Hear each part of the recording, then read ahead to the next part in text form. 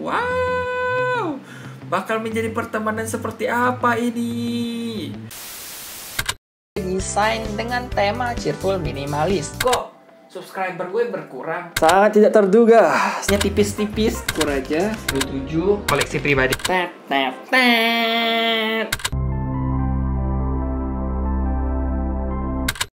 Halo Penafas, bersama gue Rio. Nah, di video kali ini gue bakal bahas komik ini, Jujutsu Kaisen Volume 3, melanjutkan petualangan Yuji dan teman-temannya.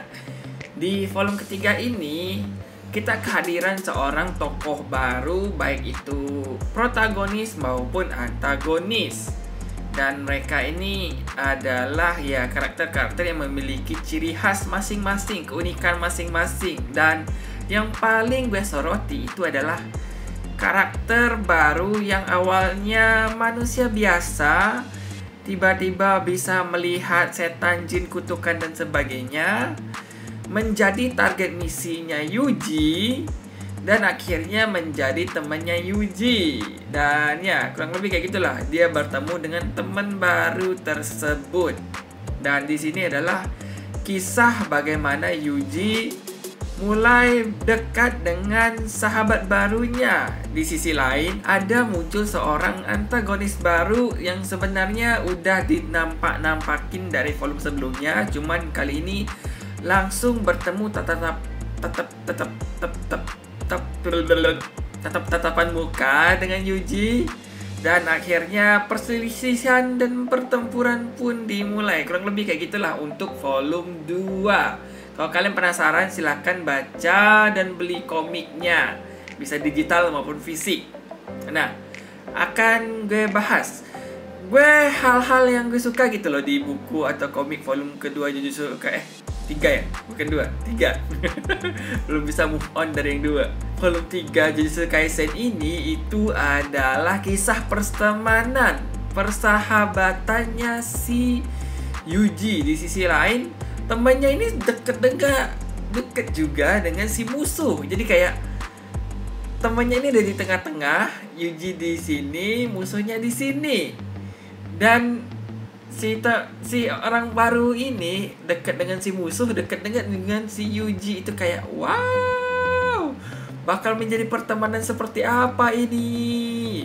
Gue mikirnya antara temannya benar-benar baik dan melepas si antagonis dan benar-benar mengakui Yuji sebagai sahabatnya, atau si teman baru ini melepas Yuji dan dekat dengan si antagonis dan berkomplot maksudnya. Ya kurang lebih kayak gitulah.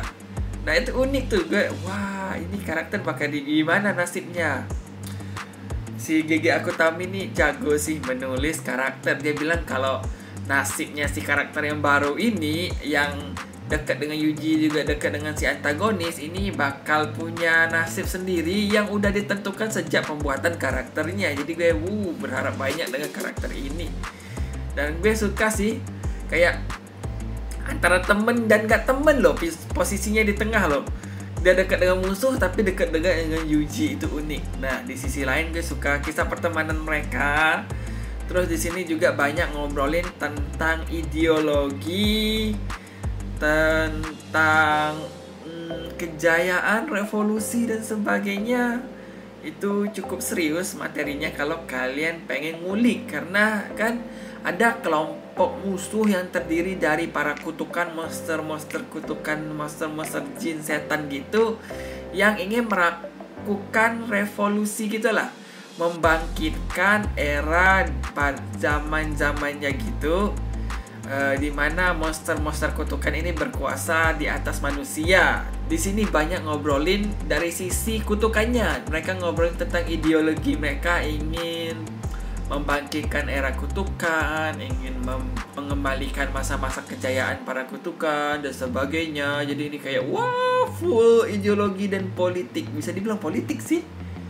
Ya anggap aja lah, ada partai A, partai B, partai A begini, partai B begini, kayak ada yang satu berkuasa, satu di bawahnya. Nah ini pengen berbalik gitu, yang di bawahnya berkuasa, yang atas ingin disingkirkan, kayak gitu lah, kurang lebih kayak gitulah. Gue suka sih.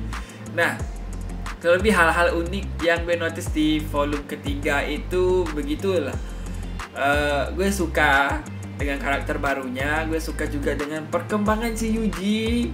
Dan di sini nggak benar-benar full actionnya dikit, nggak sebanyak sebelumnya. Tapi sisi drama dan obrolannya itu lebih padat, lebih bisa dibilang berbobot lah dibanding volume-volume sebelumnya. Ya, juga tentunya ada komedi-komedi yang diselipin sepanjang komik. Jadi nggak bakal bosen lah. Karena disuguhin materi yang berbobot dan cukup berat, kita tetap ada komedinya biar kayak samping-sampingan terhibur. Dan ya, bisa menikmati komiknya dan bisa memahami maksud dari komiknya. Lebih kayak gitu, harusnya. Wow, ada yang WA. Balik lagi, ada yang WA tadi. Nah, ya kurang lebih kayak gitulah untuk volume ketiga. Menurut kalian gimana?